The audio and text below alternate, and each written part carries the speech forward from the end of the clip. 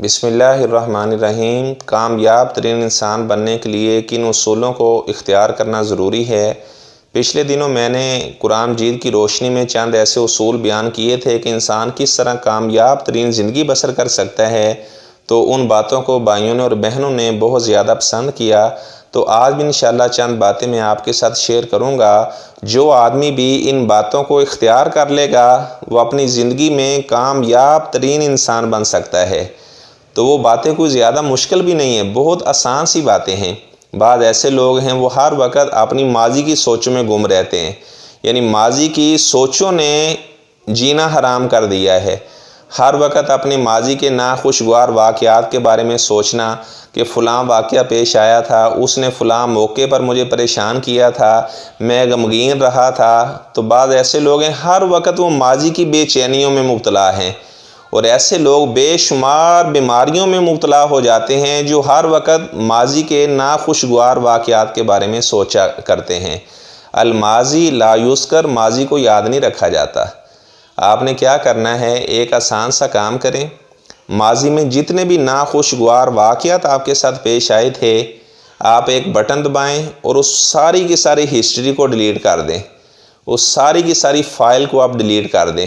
اگر آپ نے اپنے ماضی کو اس طرح یاد رکھا، ناخوشگوار واقعات کو یاد کرتے رہے، اپنے آپ کو کوستے رہے، تو آپ کبھی بھی کامیاب نہیں ہو سکتے۔ گویا کہ ان باتوں کی وجہ سے آپ نے اپنے حال کو بھی خراب کر لیا اور اپنے مستقبل کو بھی خراب کر لیا۔ اور دوسرا کام آپ نے یہ کرنا ہے کہ ایک مضبوط دیوار آپ مستقبل کی سوچوں کے آگے بھی کھڑی کر دیں۔ بعض ایسے لوگ ہیں وہ مستقبل کے بارے میں سوچتے رہتے ہیں۔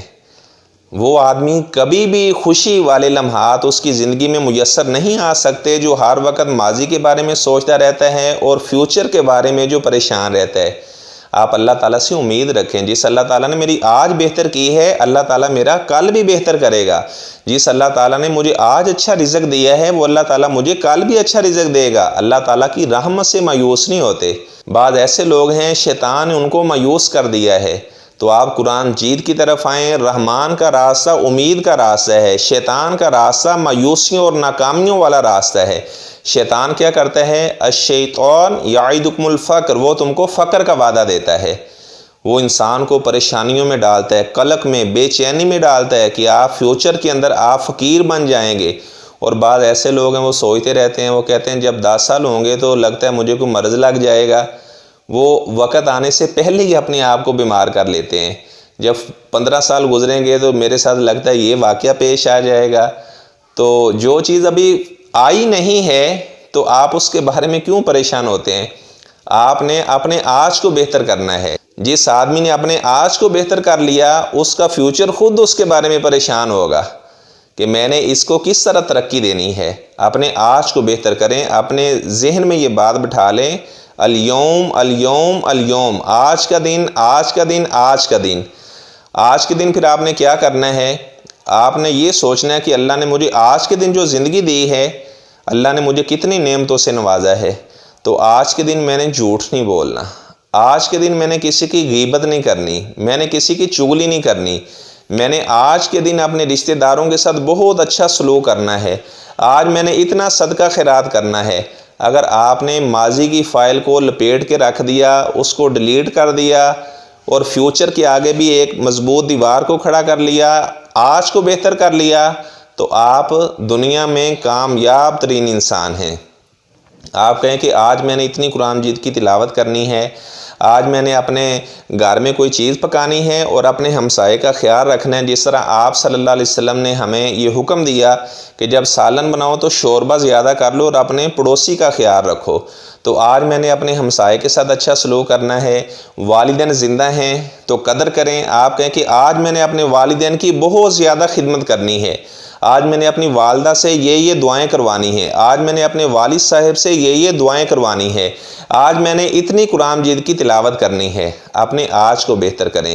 آج میں نے کاروبار بہت اچھے انداز سے کرنا ہے، آپ صلی اللہ علیہ وسلم کے بتائے ہوئے اصولوں کے مطابق آج میں نے تجارت کرنی ہے۔